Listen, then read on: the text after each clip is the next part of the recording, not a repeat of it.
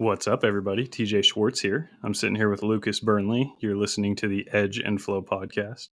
Hopefully, you can't hear my 3D printer. It's right in the other side of the room. I actually turned my microphone away from it. It's printing something pretty cool. But how are you doing, man? Dude, I'm doing good. I was trying to hear your 3D printer. I know. I can't listening in. Yeah, I want to know what you're working on now. Right. Yeah. Well, I'll tell you, but it's after the pod. Sorry, everybody. Nice. What's up, guys? How's it going? This 2 weeks in a row. We're feeling pretty good about this right now. Yeah. 2 weeks in a row. Solid consistency. Yeah. We got to break our last record. I think we did like 5 or 6 weeks in a row, but we got to top that. We'll get back. Yeah. It's funny. So we were talking before we started recording, and we're like, hey, what do you want to talk about today? And I threw out the fact that I've been busy, and TJ called me on it, and he's like, hey, we basically have been starting every episode by saying that we are busy. But then we talked about that and decided that the act of saying that you're busy is maybe something to talk about. Mm-hmm. Why don't you take that one for a minute? Yeah, it's kind of meta. I've kind of internalized some thoughts about that like some time ago, and it sounds like you have too, but I like haven't been putting it into practice. But what I've heard in the past, I can't remember where I heard it, was like, if you say you're busy or if you believe you're busy, you will be. And like, that's the way your brain will go into a mode of busy and a mode of being frantic, a mode of being like stressed. And it's kind of like you get into that kind of woo-woo stuff of like the aura that you look for is what you'll find kind of thing. Sure. But I do agree that like, if you want to call it like victimhood mentality or whatever, it's like, if you're going to proclaim that you're busy, Yep. You're not really taking control of the situation. You're not really, I don't know, rising above it. If that's just what the label is, 24/7. It's like a default. We were joking because like in my early 30s made a conscious decision to try and stop saying that I was busy when like people asked how I was. So we're like a decade past that, and it's like full circle. Mm-hmm. But it's kind of a default of our day. I think like the irony of it is that everyone is busy. Exactly. So it's like you're kind of just saying like I'm existing. Yeah. Which maybe it's like also not a bad thing to say. Right. But yeah, I think there's definitely a couple of like deeper thoughts around it, which is like one, being busy, I don't think is a goal. Mm-hmm. Right? It's not like a badge of honor. You're like, I'm busy. I see like busy in a certain way as like inefficiency, because you have small things occupying all of your time. And then the second part of that might be like an acceptance around it and like a reframing of it. And that kind of plays into your thought of like what you are kind of like manifesting. Mm-hmm. Like, are you harried and busy, you know, or are you doing a lot? Like, I don't know. Yeah. Yeah. It's good to think about, I think, because like you said, I think the main point is, dude, everybody's busy. Everybody's busy. Everybody's got a full day ahead of them. So it's like, it's true. We can kind of skip over that part and talk about the cool things on our plate that we're working on that obviously take up our time. Dude. I want to stay in like for small business, like what the thought process is. Mm-hmm. And if it's something that you're like actively combating, like you guys are running hard. Okay. So on a daily basis, are you looking at it and going, oh man, we're so busy? Or yes and no. I think what makes me feel busy is like our capacity and our manufacturing is going so smooth that it doesn't actually make me feel that busy on that side. I think where that like busy feeling comes from is actually, it's like the pile up of little things at the top level of business of like I just got the paperwork to file my Idaho State, sales tax report. Like it seems like every hour there's like another thing like that. You know what I mean? And so that's what makes me feel that feeling of like frazzle. You know what I mean? And so none of those things are like undertakings. You know what I mean? But they're just everything comes at you. And so I think I've got a notebook in front of me right now, and I make lists, and I've tried to get better and better at lists. And so it used to be I just had one list where it's like everything I need to do I put on a list. But the problem with that is you have I need to feed the dogs, Right. and then you have somewhere in there like I need to design and develop a new model for the Yeah. future. It's like those Yep. don't go on the same list. So I have Yep. like 4 or 5 lists. So I'll have like a Blade Show West list. I'll Yep. have the list for what I need to get Dalton lined out on Monday, or the list. And so I'll flip through all my lists, and I'll start picking one to dig into, and then move across them throughout the week. Right. And So that's you're like helping. it's like a data dump. That's like the big sheet is you're like, okay, I'm just gonna clear all the thoughts in my head Yeah. that I know I have to get out. Yeah. And I'll Yeah. even have one like my wife's birthday's in 10 days. I have a list for that, because it's like if I don't have it in the mix with this Right. process, like it's going to get lost. And Yeah. so some really random stuff ends up on there. Right. But it's we've talked about like the like SMART goals or like SMART criteria, right? Which is so like for a goal, like SMART is an acronym. So you have specific, measurable, achievable, realistic, and timely. So like if you run your like to-do list through that, like you actually get like a much better outcome. But it's hard when if you're doing like a monster. You can't do that with your data dump. Like you have to become like, you have to break it down more. Yeah. I would say that for myself, it's like very similar. I'm wondering if you struggle with the same thing that I do, which is I can account for certain elements of the work, but I'm actually really bad at estimating the overall completion time. And I've started to buffer it. So I think for me, it's like, I think it's an ADHD thing, where I can focus. I can look at certain parts of the task and I can be like, yep, I know exactly how long that takes. But it's almost like I run it through the filter of best case scenario, with no distractions. So what I've basically been doing, it's going to sound crazy, is like adding a margin of like 50%. Almost just doubling. So like anything that I'm like, this job takes me 1 hour, I'm scheduling 2 hours for it. And it like there's variation in it, but so far as like a blanket system, it's actually been working pretty well. Yeah. No, that's interesting. That's valuable thinking forward to like shows where I have hard deadlines, but Yep. I'm in a weird world where I feel like I don't deadline anything. Like when you said timelines, I was like, wait a minute, I wasn't thinking about that.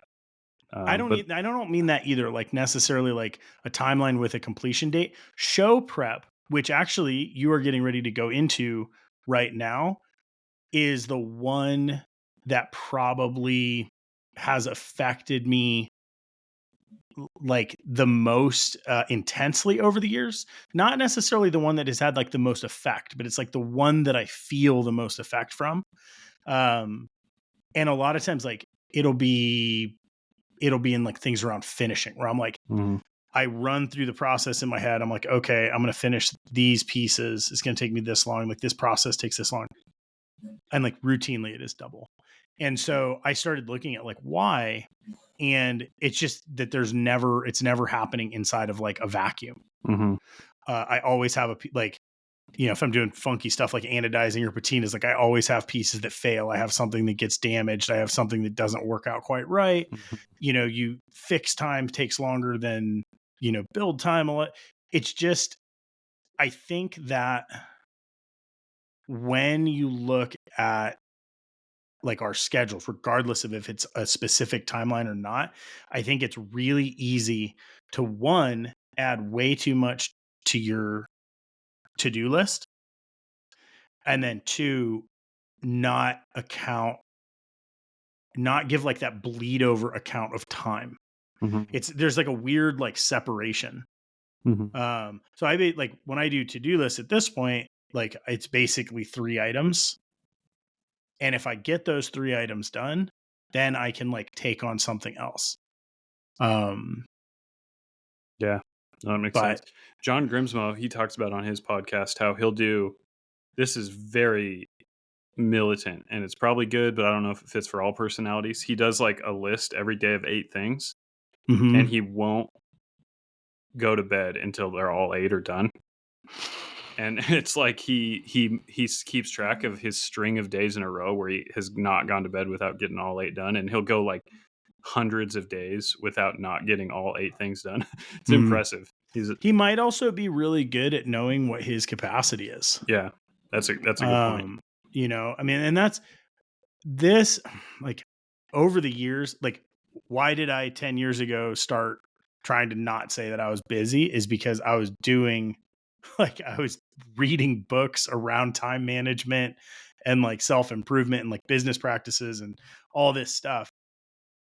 There recently I've had like the kind of like the realization that a lot of these processes, I think we talked about this a little bit, like there are a lot of things that are good in principle or good in process, but they don't necessarily work for a given person. Right. And so starting to tailor your like, I don't know, your efficiency to your actual ability is way better than being like, okay, cool, I'm going to get the bullet journal and I'm going to do this, this, and this, and this is my day. And you're like, yeah, my brain doesn't work like that. Yeah. There's a quote. I don't know if it's like one of the Stoicism quotes or if it's one from like the Far East or something. It's like an old philosopher that said something about like the man who knows himself knows all, or it's something like that. But it makes sense of like the importance of, you got to know your own capacity and where are you able to commit yourself and succeed, and where should you probably not commit yourself. That's one of the hardest things. Yeah. Right. I mean, just knowing like, I don't know. I mean, like that starts to go into like a deeper conversation too, because you're like, a lot of what we're doing out of interest. And so at what point do you like look at it and go, my skill set's not good in this thing I'm interested in, so I'm not going to do it.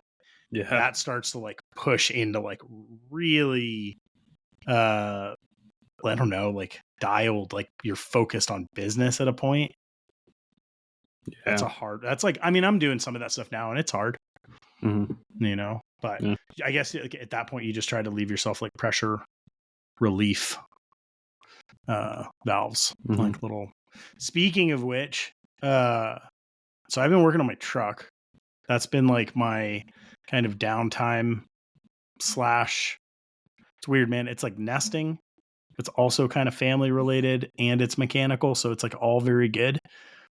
What are you working on outside of the shop? So the way the last few weekends and probably the next few weekends have been going is we're doing 4-day weeks every Friday. Since going to 4-day weeks, we've been taking long weekends in the mountains. And so I feel like I haven't been home a weekend in a minute. And so as far as like projects, I have this ATV 6x6 amphibious project that I'm working on, but I pretty much decided that the fam and I are going to go ahead and squeeze every last drop out of the summer weather. Dude, and then 100%. In the fall, when the mountains just get too cold for the kids, then I'll start working on that thing. Yeah, that's kind of, that's like basically what we're doing. Took the boys camping last weekend. I think I'm taking Bo out camping this weekend. Yeah, but it's like, I don't know, man. The gear thing is so interesting because I think it's just systems. Like, so I basically like building out a new truck, new camper. It's just fun, man. Yeah, it's like, because you get to use it, but it's also fun to like do the planning around it and like work on the systems. So that's been good. My Jeep's been neglected a little bit in that category. I want to dig into it. The problem is like I built my last Jeep and then I knew like I wanted to do it a little bit differently this time, but the way I want to do it now is like the most expensive way in some of the aspects. And so I've been holding off. I've been spending a bunch of money on shop equipment. So that's where you should be. Jeep's pretty cool stock. It's pretty, but eventually, Dude, it's like you watch the Gambler 500 videos and you're like, oh, doing it in a Hyundai, like 2-wheel drive. Like, there is something to be said. Those portals I sent you were pretty cool. Did you like look into man. those at all? I've been a fan of Portal Axles for a Dude, long time. They're amazing. that company is making a very nice version. Yeah, in Australia they've been doing that for quite a while. Did you know, this is an aside, the Humvee, like the actual Humvee, the H1, yeah. military, those are on portals. Oh, All of them. really? And they're independent suspension. Pretty much all the portals you see are on a solid axle. So if you look under one of those Hummers, they have like insane ground clearance. Crazy. Like ridiculous, because they have independent, which gains you a lot of belly clearance, and portals. Yeah. It's ridiculous. Yep. The ground clearance is insane. You got it. Like, I was looking at, like, for the Tacoma, it's like $30,000. Yeah. But I was watching somebody they put it on and they went to 39s, and you're like, well, it's just a different game. Yeah, it is. Yeah. They're one thing I have thought would be really cool is on the Jeep to get tracks. Oh yeah. So they do the mat tracks, Yep. There's, like I said, the cabins that we go to as a family. There's one of them that's snowmobile access only after a certain time of year. Yep. And there's probably not in the deep winter could get in there with a Jeep on tracks, but like there are shoulder seasons that you could get in there. And that would Could you actually not? So I sent you that video from Casey Liddell, a buddy out here who's got it's Casey's off-road recovery. Yeah. Mm-hmm. And he's got a track Jeep. Yeah. That's so cool. Dude. Yeah, I remember that. That's sick. Like, so deep snow, you couldn't get up there, like, I guess, like deep winter, there's no way. Yeah. There's a point where there's just like, if it's powderized, like there's a point where even a snow machine is going to have to be like wrapped up, like fully revved to even get through that stuff. I mean, people get snow machines stuck. So what does that tell you about a Jeep? You know what I mean? So but if it's a little bit hard packed, like late season is when you'd get in, like way before you could drive in, but it's hard packed enough that you could drive on it. So just for fun, how long would that extend your season for going to the cabin? Quite a bit. Like we're talking, how many, like, you'd get multiple months? Yeah, probably. Yep. That's like almost warrants like a beater Jeep on tracks. I know.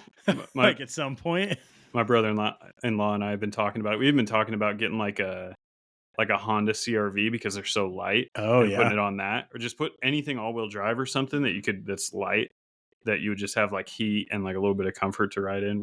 We've talked about it for sure. Or just buying a cat track. Cat track would be the way to go, dude. Oh man, there was one on Marketplace not too long ago. Yeah.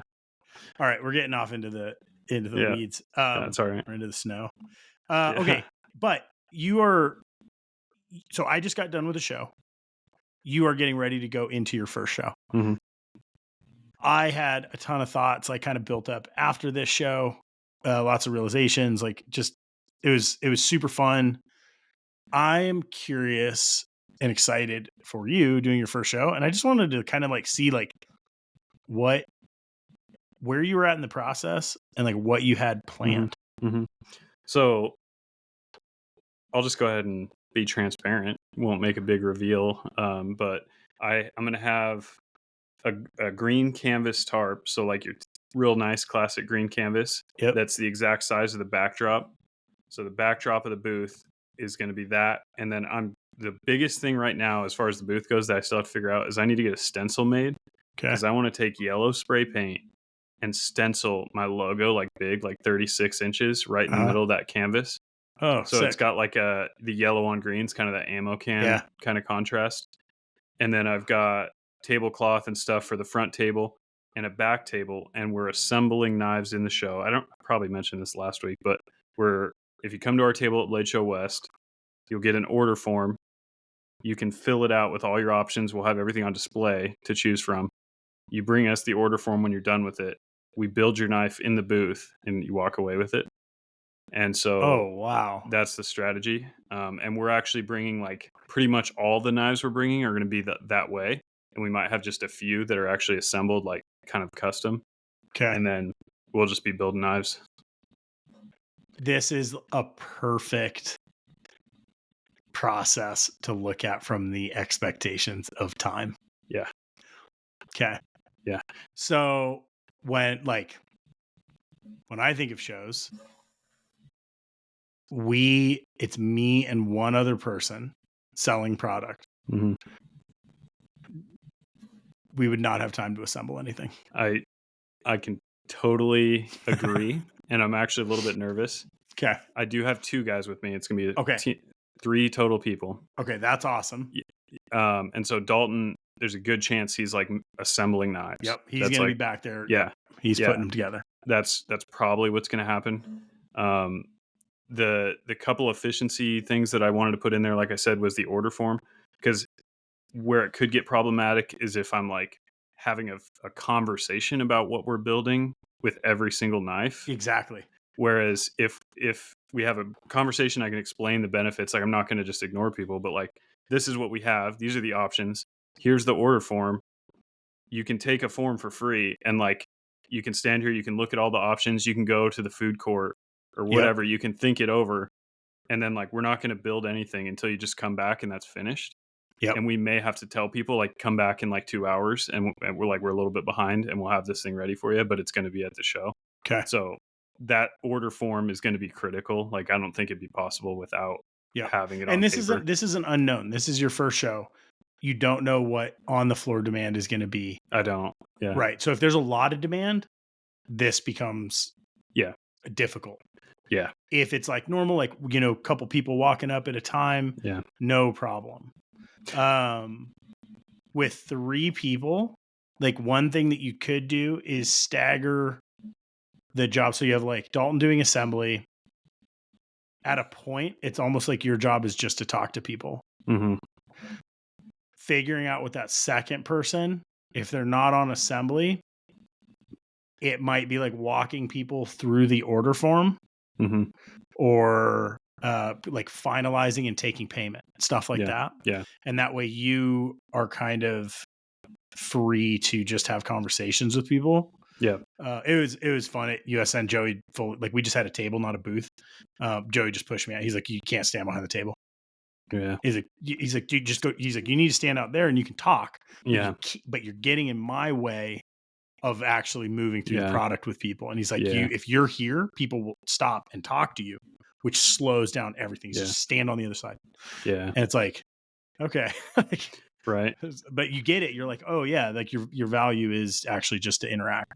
Yeah. The big X factor that we keep beating around is like, what is the demand? I mean, that's totally. Ultimately what we're going to find out here is like, this may not be an issue at all. And I was talking to Dalton. I was like, I mean, I'm not going into this thinking like, got to make X amount of dollars, got to make this all pay for itself. I'm just going in as a pure like experiment. This is just science. So we're just going to be picking up data this whole time, whether this model works, whether it doesn't work, whether it's scalable.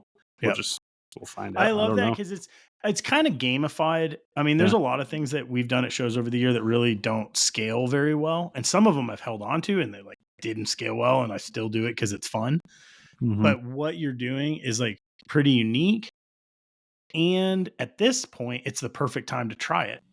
Right? Like, I think that's pretty great. Are you going to do any type of like marketing / like awareness ahead of time? Or are you just going to walk into the show? I need to start doing it on Instagram. I don't have like a big plan beyond that. Okay. And I mean, for now, Instagram followers, email list. We'll hit up our like direct channels here in the next week or two to let people know. You've got a Facebook group now. And a Facebook group that's not huge. As a user group, I mean, I've only been making knives now for 2 years, so it's not huge, but it's getting there. Yeah, but still, it's good. That's like good community audience. Yeah. Okay. So you're gonna do some pushes. So you're doing a booth. I ordered a card reader. I've got hats for the first time coming, so I'll have hats for sale. I got shirts not to sell. I wasn't ready to bite the bullet on that because of sizing, and shirts are a pain at shows. I figured, and so I ordered shirts for us so that we're all matching. So we're gonna wear the hats, the shirts, nice, and then we'll have hats for sale. Like I said, I got to figure out the backdrop. We're bringing our own tables instead of getting tables from the show. There's a couple reasons for that, but I think we got some pretty cool looks that we're going for. I'm sure you do. The nice thing is like actually doing the assembly is going to be, as far as moving our inventory down there, is going to be super easy because we have 2 shelf racks with sliding drawers. We're Okay. just gonna wrap them with Saran wrap, put them in the back of the Jeep, take them down there, and put them back there in the back. Yep. And then I ordered like a rifle case Yep. that is pick and pluck foam. Okay. And we're just gonna put all of our sharpened tangs edge down, like Nice. in the pick and pluck's like perfect because it's like each slit is like where you'd slide a knife in. So we'll just have a rifle case with just a row of sharpened knives. And so in the back, it's just a row of sharpened knives and the handles and the hardware and then sheaths. And Dude, I so love it so much. we'll see, dude. I don't know. I think it's killer. And you know what's funny is it's so you from a standpoint of like you offered like the configurator on your website. It's so like on brand for you that you're creating, like you're starting off with a digital experience and then creating a physical experience that is like familiar. Mm-hmm. I could see this being something that, like, say you are doing shows and you're like, oh yeah, no, there's like a line and like we have to, like, this is the stock product. It's like you could probably always get away with bringing a handful of pieces with like special materials even. Yeah. And being like, all right, we're going to, these, like, you can combine like these materials. Yeah. It's just that's such a cool process. Are you going to make it like a visual element of the booth? As far as the configuration, As like, far or the as the assembly, it's gonna have to be because it's gonna be behind us. But as far as a visual element, it would be a good idea, the rifle case, to have it set up in a way that you can see it back there and it's not like under a table or something, so you can see like knives. No, that's a good point, emphasizing that. It's a fun one. Dude, this would be pretty fun. Imagine like imagine you had a screen up on the back wall, right? Yeah. And you got camera pointing at Dalton doing assembly. Ooh. Okay. But because of how you are doing assembly, imagine you brought the laser. Okay, this is like getting out there, but just like visualize the experience. So you're like, the laser's running and you're actually just running parts that are going back to the shop. But like while you're at the show, you're doing production. Yeah. It's just like a very funny, like, because it would stop people. People would be like, oh, like, what's going on? Like, you look through the lens and you're like, oh, wow. He's like, okay, he's like deep laser engraving. And then like while he's doing that, he's assembling components. It's kind of like the GRS booth, how there's always a guy like bright cut engraving. Or you could be assembling Kydex. Yeah. Right. Are you going to do sheath wise? Are you going to have all of the like carry options and stuff? So with the sheaths, that is the one caveat, is there is just not a way to offer full configurability on the sheath like it is on our site. It's just not possible because there's too many configurations and we can't actually like finish it. We can't. You can in the micro factory. Right. Right. Yep. But I mean, that's a fun one because like, I mean, like you could theoretically do that at some point. Not that there would be value in it. Like obviously there's a point of diminishing return, but like that's such interesting movement and like work and color for people to see. Yeah. So, all right. So sheath is set. Well, what has happened, what we've gone to on our site is I made standard option black on black. Okay. And you can get a right hand or a left hand, but the standard is black on black because what I found was even when it was configurable, a lot of people just go black on black. Okay. And what I did is I made it like a tiny bit of friction to go do the custom sheath because you have to go to like the parts and accessories page and like add the custom sheath to your cart. And that tiny bit of friction is enough for the other people that were like on the fence to black on black. So it's like almost everything we sell on the website is black on black right now. Yeah. And so it's like we show up with black on black and right and left hand. It's like, I mean, you're dialed. It's pretty close. The other thing that you could do that would be like kind of fun is you could do a show special. You could just be like, all right, like I'm going to hit this colorway and we're going to have 15 sheaths in this colorway or like 15 sheath and scale sets. Yep.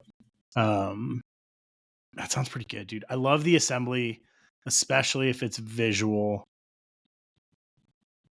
The timeline. When do you take money? So right now, I guess I would have to think about it really specifically, but probably we'll have a stack of order forms. Yep. And you can take that with you. It's got the prices and it's got all the options. and then I still have to design that, which is on my list. And then they'll come back, and if they submit the form to us, they pay, and we if that form is paid, then it goes to the back of the booth. Okay. And so it's like they can take an order form and they can try to figure out what they want, and then they pay. Can I make a suggestion? Go ahead. Or play devil's advocate a little bit. Okay. Gut response is you want to reduce the amount of times someone either leaves or has to come back to your table. Or change their mind. Yeah, it's valid. Because when you're in it. When you walk away, then you have to come back. Yeah. So what is like the shortest distance between seeing the knife and paying and receiving the knife? If there's a way that you can shorten that, I think, and again, this may not matter at all, but it's like a best practice thing. Yeah. Well, it could be that if they want to take the order form, we could just give the order forms to the people who have paid. Yep. That's the other option.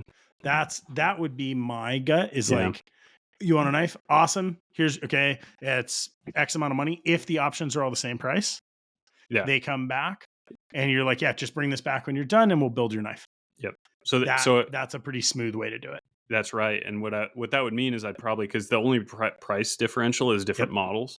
So I'd probably have a different form for each model. Yep. So that it's like, okay, you bought an Overland Sport, you secured one.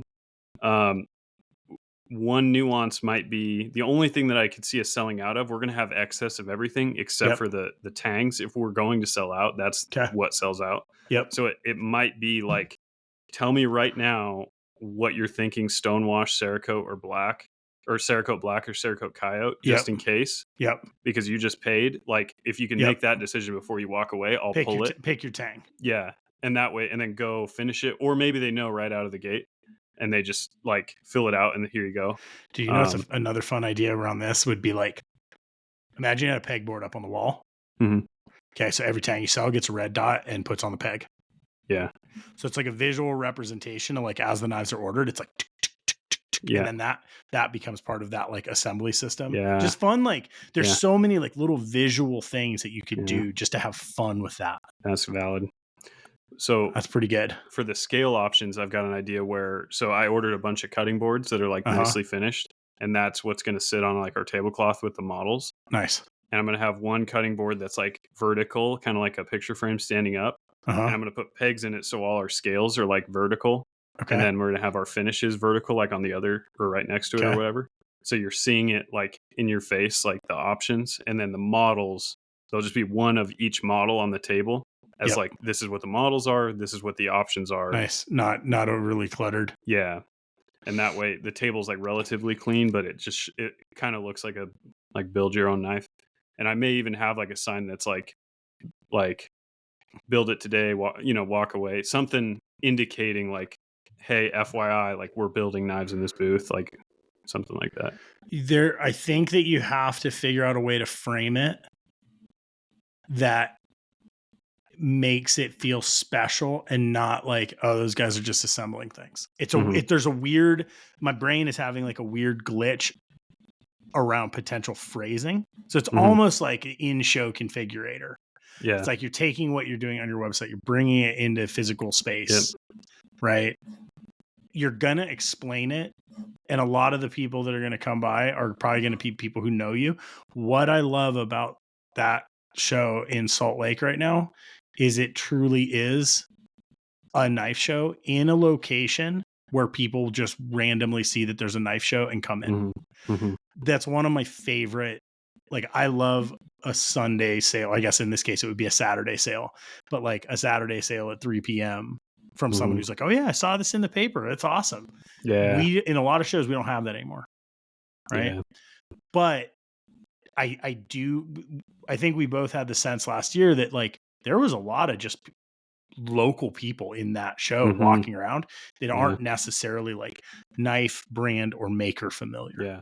Well, Salt Lake, I mean, what a good venue as a city. So good. I mean, it's just that there's a lot of people that own knives in Salt Lake, I'm assuming. Yeah. I mean, it ticks like all the boxes, I think. Yeah. Okay.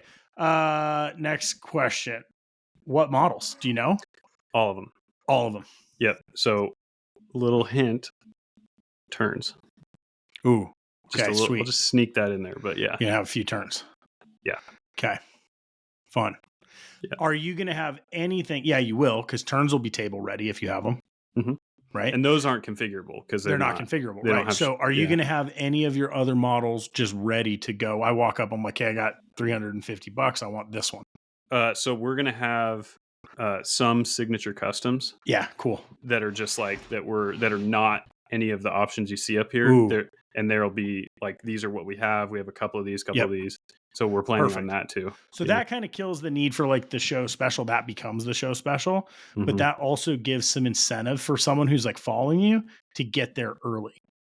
Right. Cause they're like, oh, there's something at the table that is limited. That's cool. Like there's 5 of these. And I will say some of the finishes on the blades are going to be more limited than others and stuff. So it's like I just had a conversation with Dalton before I sat down for this pod, because we've basically just drawn a line. He finished a batch of confidants off the sile today. Yep. That's the last set of knives that we can machine and get to this show. So everything from here forward that's going through, it's not going to make it. So we looked at what we had numbers wise, and we put together like a plan of like, this is what we can realistically bring to the show. And there are a couple things that are a little on the thinner side. Yeah. Because just timing, but yeah, should be pretty good. We got pretty good volume kind of ready to go. Super, super excited. I'm excited, dude. Man, I wish I was going now. I just want to like, I want to see the first show, man. Right. Yeah. I'm excited, dude. And like I said, I'll have the turn there. We are going to sell a few. So nice. If you want some of those, sweet, check them out. Okay. So that sounds like that is the next part of the question is, right now, what you're building, you have a plan, and like you have a day that you're going to be done. Like, do you have an idea when you're going to finish before the show? Like, do you have a goal? We're going to finish probably well before the show. Yeah. Because right now we pretty much have the sheaths for the show. We pretty much have the scales for the show, because we always have those. We inventory those. We are building the knives. Like I said, like the knives that he just machined, we don't have time to get any more. So they're going to go to heat treat for a week. Right. And then we're going to finish some of them. And I have to make the call to not just take all our inventory and try to sell it all. Yep. We may not even have that kind of demand. I'm not expecting that. But in a case where we have a ton of demand down there and we sell everything, and then we come back to the shop and we're like, we have no knives. Like, I'm not going to go into that situation. No, you don't want to do that. Because of that, honestly, we're like a couple weeks away from just having everything ready. It's amazing. Pelican case was showing up, the rifle case today. The knives aren't sharpened. I was going to start sharpening knives and putting them in the case, like just on Monday. Them in the case. Yeah. And then it's like, we have a rough idea of how many we're going to bring. And like, once we get that case full, we're going to shut it, put it on a shelf, and then we'll just go back to normal business. Yeah. But it's like I said, as far as the scales and everything like that goes, is like, we have an order, or we have a inventory quantity on every drawer for the scales. And Dalton, one of his tasks is like keeping those all at that level. And so that is enough to just grab it and go. And it's enough to just service the show. It's amazing, dude. So we don't really have to think about peripheral stuff. It's just tangs. Everything. Yeah. The whole business that we run revolves around the logistics of making the tangs. Yeah. That's it. It's crazy watching your process. Like, and this, I mean, for years I've tried to get to a point where I can like finish a show 2 to 3 weeks ahead of the show, like have work stage for when I get back. And I've just never, that type of consistency and planning is like very hard for my brain. So in this stage of like reducing the amount of shows that I'm doing, but trying to make like each show kind of more valuable and more special, I realize like that is the one thing that I really have to focus on. So like right now I am focusing on Blade, Texas, and like what I'm actually bringing. And a lot of times it's like, man, I'm a week out from a show and like my brain is still coming up with stuff that I want to make. I think there's value in that, but it can't be the entire process. Yeah.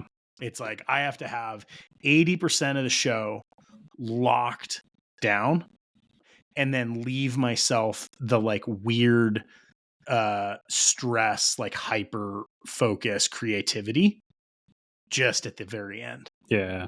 But yeah, that's pretty cool. Your way is better.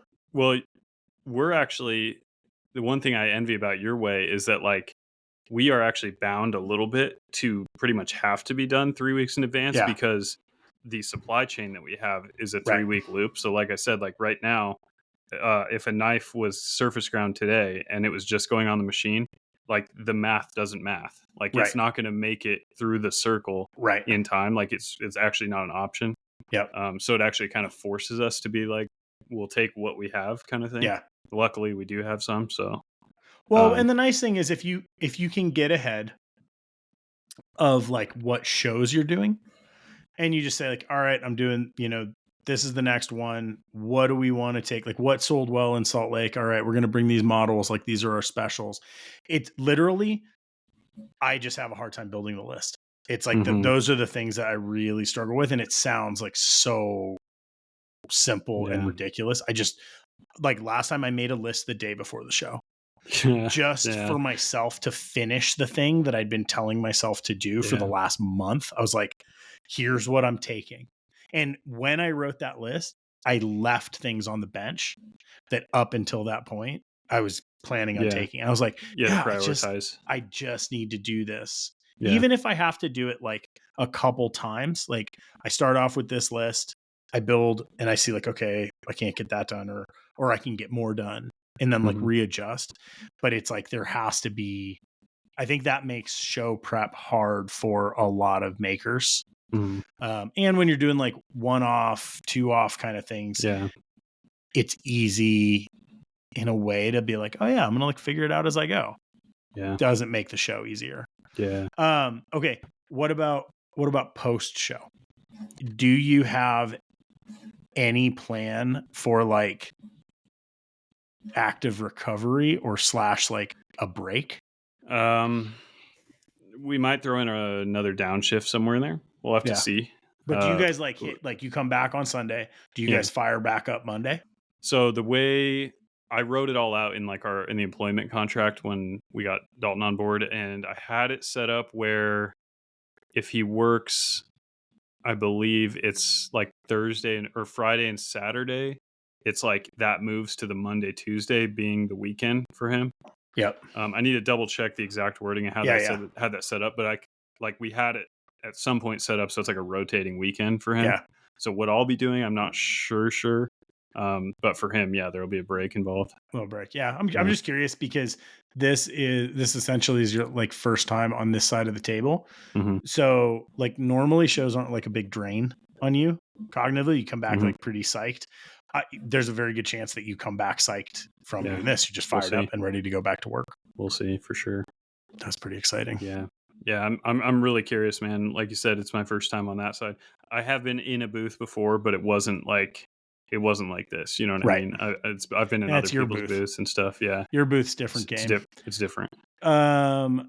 Taking any like smalls, any small stuff, any show stuff? It's looking like I may have to pull a page out of your book and get some of those like Nathan's knife kits going or something, but I'm not going to be able to get anything custom going in time. But like you got hats. Hats. Dude, just do like 10 Nathan's knife kits. And just give them away. Your timeline, how long do you have? How long do I have till the show? Like when? It's like the 13th. So it's like 3 weeks. 3 weeks. I was going to say a patch would be a very good idea, but that's like maybe a short timeline. I did do some checking on a few different things and like even stickers, like pretty much everything I'm like down to the wire. There's a couple things I wish I'd done better in that regard, but I just kind of thought we need to focus on this time around. We have to build the booth. The second time around, we can improve the booth, but at least we have the basis. You know? You have the process. So this time, like my whole list involved, like I don't have a card reader. I don't have a POS system set up. I don't have a cash drawer. I don't, you know what I mean? Like that was the bulk of the list. That's a one and done. So I do have my cash drawer sitting cash right apron. Here. I've never had a cash drawer. Set it on our coffee table, and the kids were just like open and closed and like putting crayons in it. So, dude, that's good. That's good parenting though too, right there. Like cash drawer on the counter, like you gamify maths. Like giving change. Beck and I were gonna go get some Monopoly money here pretty soon. Let like play stakes. Load that thing up. Try to buy some stuff from her. See what wares she has. That's funny. I remember like 4th grade. we had like the math class had something like that where you could do math problems and then like get like paid, and then you could use that in like the little math store shop. Yeah. Get sticky hand and yeah, dude. Good I stuff. feel like if I have employees again, I want to do that. Speaking of sticky hands, you know what? Like, it may be a spoiler alert. I was kind of thinking about ordering some sticky hands.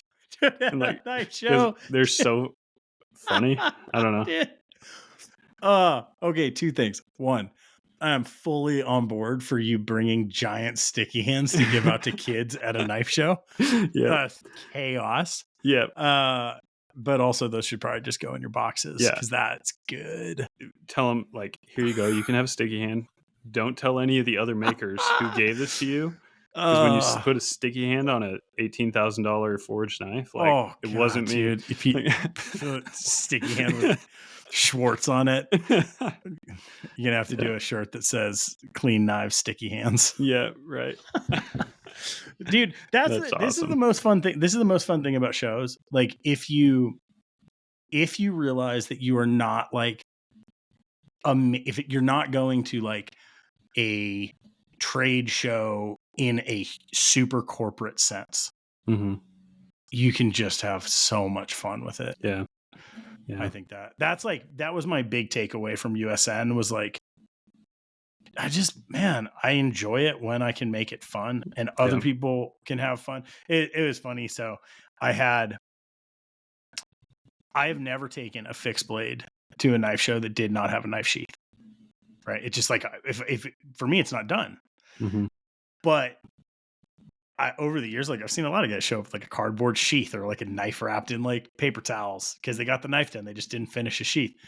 And so I had like posted in my group. I was like, I feel like this is like a milestone for me. Like I'm like a real knife maker, got my knife with no sheath. Yep.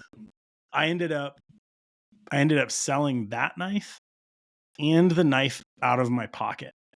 And those 2 things were some of my favorite interactions out of the show because they were really fun. But it was also like unstructured because like I didn't know what I wanted for the knife without a sheath. I didn't know. I didn't have a plan to sell my knife that was in my pocket, and so like a couple guys like got together to like figure out like the pricing on it, and like it was just a really fun experience. And it made me think back to like old school blade shows with like Kit and like those guys like selling a knife out of their pocket, and I was like, all right, like that's amazing. That's like that was the most fun. It was a great connection. It's little things like that. Yeah. Oh, that's cool. That's like very real, very human. It's like, like always have something to give away. You know, that's a good one. I wish we could see like security cam footage of him carrying that knife like to his hotel. Dude, you know what I mean? He posted pictures of it. He like posted pictures of it like strapped to his backpack in the cardboard. Stuff like new sheath. Funny. Put prototype on the cardboard. That's awesome. Oh man. Yeah, dude. Okay. That's tiny good. aside. Yep. Bussy has been selling fixed blades for how long? They don't ever sell sheaths. Dude, I didn't know that. That's amazing. Ever. Like, if you go on their site, they have links to other people that make sheaths. Even today. I don't hate it. Yeah. To be completely honest. It's like I remember when I first started making folders and I was like, oh man, these things are hard. But and you're like, don't have to make a sheath. Yeah. You know? Yep. Like, and at that point I was like hand sewing like these big leather sheaths for everything. And sheaths are a thing, man. Like, speaking to that vacuum pump idea, because that was another thing maybe we could mention. But like we have to get that more efficient because like the sheaths eat time. I mean, it's like they just do. It's crazy. And you are like, dude, you are efficient. So you have to think about like the majority of people making kydex as in some form of knife making are not as efficient as you. Not everyone, okay, but the majority. You're very efficient. The fact that you are looking for a more efficient solution, I think, is kind of like a testament to your other processes. That's crazy. Yeah. Well, do you actually see the vacuum pump speeding it? Yeah, you do. Yes. Because it's your mold time. the cooldown time and the ability to batch steps as Yep. opposed to just like right now it's a one piece flow. You know, you heat Yep. the Kydex up, and really you're not working on the next one until that one's done in a box. Yep. So it's like this: you're batching the steps. You're not walking to the grinder, to the CNC, to the heater. You're not. It's just you're doing the one thing until you get like X amount, and then you do the next thing until they're done. And so the batching of steps is like just an accelerator. So I've only seen videos. Do you think you would be able to do multiple components in one press?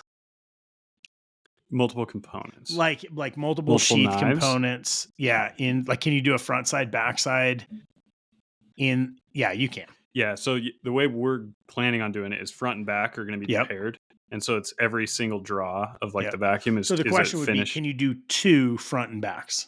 I assume so. Inside of that, because it's like a square, and they also make like custom ones. Are you going to do a standard model first, like from the vacuum company? As like far as like, oh no, they probably make like a standard size, right? So this is a good point. I watched some videos online and I got some thinking done on it, and I was planning on having an aluminum platform that you see all over the place, where it's like, this is your vacuum platform, and you build your fixture and put it on it. Yep. And I was designing like my own vacuum platform, and I was thinking through everything, and I realized like the vacuum platform does nothing. So I'm not using a vacuum platform. What I'm going to do is I'm just going to buy 1-inch thick HDPE, which is like cutting board. Yep. You can get it 1 inch thick. You can get it saw cut to like any dimension. Yep. Stupid cheap. So like a block that's big enough to do like my sheaths, just one knife, is $15 for the whole piece of plastic. We're gonna, 3D machine the top of it to have the contour of the butterfly. Like imagine the knife cut lasered in half and split apart. Like a butterfly. 3D machined into the plastic. We're gonna drill like pinholes, so you just get like a 16th inch drill or whatever, and you drill some strategic holes, because you have to have somewhere for the vacuum to get. So like in your choil, in your like in the front of the handle, anywhere that you have like a little area, you drill a little tiny hole. So we'll drill that like almost all the way through the plastic, and then on the bottom of the plastic we'll have some slots that connect all those holes together. Does that make sense? Yes. And then you drill a hole in the side of the block that you thread like a push to connect fitting into for the air, for the vacuum. And then I'm going to have a standard block size, and I'm going to have acrylic laser cut, because there's a website, Send Cut Sand. Love them. I'm going to have them cut pieces of acrylic that match the bottom. And then you just silicone the acrylic to the bottom that seals all your little channels. Got it. So you now have like a sealed block that has a port that goes through all these little pinholes to where you're trying to get the vacuum. And it just occurred to me that the aluminum bases that you see can be replaced by like a $1 piece of acrylic. Yeah. Because that's the only thing it does, is it seals the bottom. Super interesting. So they'll all just be independent blocks with acrylic on bottom that you just push your nylon hose into. You have to have a frame, which I might just buy like an over-the-counter frame, because those are cheap, because they need to be adjustable to some extent. So it's like a picture frame. You heat your Kydex up, you lay it on top, set the frame on it to seal the Kydex. You kick on your vacuum, have a little ball valve right close by. And then I don't know what the cool down time is. I actually haven't seen that information, but I know it's going to be way faster than in foam, because it's exposed to air. And so if you had like a little fan above it, like you have actual cold air hitting it, versus in a foam, you have 2 inches of foam on each side of it, insulating it. Yeah. So it's like, it's just strip the heat out of it with some air movement, hopefully. Right. Because essentially you just have a membrane over it. And if you were to cool that membrane even. So you actually don't need the membrane. If the frame covers the perimeter of the Kydex itself, you don't need the membrane. You only need the membrane.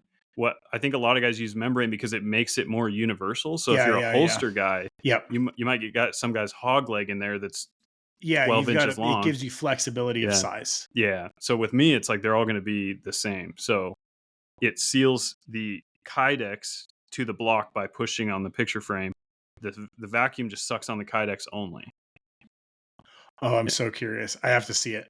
I watched a video where that was exactly what they were doing, and up until I saw that video, I Okay. thought I needed a You got membrane. to send that to me because like I Yeah, kind of can understand what you're saying, but I'm not like verbal to and I image will isn't say my. too, like, I am just speaking hypothetically. I may find some of Well, if these you things I'm see, I mean, saying but don't if you've work. seen a video of it Yeah. happening, like you can at least run that through your process. So the current idea is all of our plastic blocks will have the same pin location. So Yep. in the top of the block, Okay. there will be like 1/4 inch pins that are like Okay. an 8 inch square or 6 inch square. So the Kydex is going to form to the knife and to the Yep. pins. So you get like these 4 locating pins that are like molded into your piece. Yep. The machine has a op1 that's generic that just has 4 pins. You slip it on there and have like a simple clamp, and it uh, just depending on the model, the program will drill the holes for op1, and then you move the Kydex to op2, where you put like 3 bolts in through those holes, and then it just cuts the perimeter. So the idea right now is you have 1 cooling down, you have 2 in the machine, you hit cycle start, it does op1 and 2. In that time, theoretically, you take the first one off, and so at any point there's 3, and you're just moving Got it. through. And so ideally, the cooldown time will be fast enough that you're not ever waiting. That's what we Got it. hope for. And so you have a box on your right hand side, Yep. you have a box of flat Kydex on your left hand side, and you're just doing a little loop like that. And after you have the box of just like butterfly pieces of sheaths, you take your box, you go over to the eyelet press, start putting eyelets in, then you take that box, you go over to the grinder, you finish. Mm-hmm. So that's the theory right now. Dude, can't wait to see it. You're gonna have to document some of it. Yeah, for sure I will. Definitely. I need to get YouTube videos going. That's a Just one more thing. sore subject. One, Yeah. one In my more head thing it is. In my head to it is. not be busy and do. Yeah. Oh, dude. Okay. I feel like that was a pretty good shop update That was fun. / conversation. Yeah. Should we call it? Let's call it. I gotta pack Okay. up and go to the mountains again.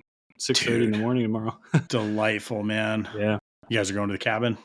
Actually, it's kind of a guy's trip, so it's like just family. The dude, men in the awesome. family. So we're going up there and just because earlier I think I mentioned we had to like save the cabin from demise by like pouring concrete. Yep. Is and it we saved? realized that was and that was like a guy's trip. Yeah. All we did was like get stressed and like pour concrete and work for like 4 days. And we're like, let's go back up there one last time and like drink beer in the cabin and not fix it. Famous last words. Yeah. Yeah. We're all in there drinking beer and it collapses. Gotta put it back up. Yeah. Nice, man. I think I'm going to pick Bo up from school tomorrow and take him camping out by a lake. Nice. Nice. Same little, dude. It's funny, man. He's 6 and he just like, I'm seeing, he like really needs like dad and Bo time, like away from his brother and away from his mom. So trying to do it a little bit. That's great. All right, cool. Guys, thanks for listening. Have a great weekend. Leave us a review. Appreciate it. Peace, guys. See you next week. Later.